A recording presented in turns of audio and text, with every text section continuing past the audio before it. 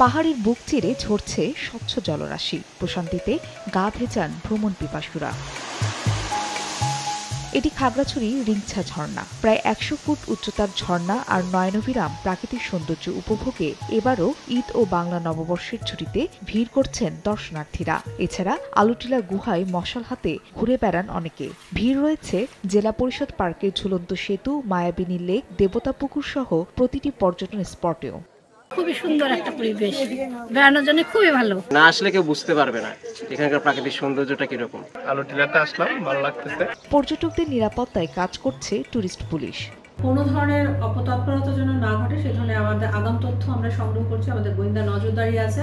অন্যদিকে রাঙ্গামাটির ঝুলন্ত সেতুতে ঘুরে বেড়াচ্ছেন পর্যটকরা। চৈত্রের এই তপ্ত গরম বাধা হতে পারেনি ভ্রমণ পিপাসুদের। অনেকে আবার হ্রদের শান্ত নীল জলে কায়াকিং করছেন, কেউ বা আবার নৌযানে করে সুবলং ঝর্ণা ঘুরে বেড়াচ্ছেন। 1, 2, 3 ঢাকায় জমি জিতে নিন 100% ক্যাশব্যাক সহ 20 কোটি টাকার পুরস্কার।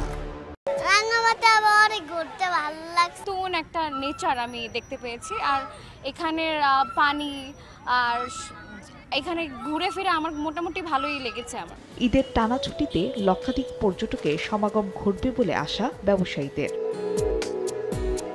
ফাহরিয়া ফারজানা, সময় সংবাদ।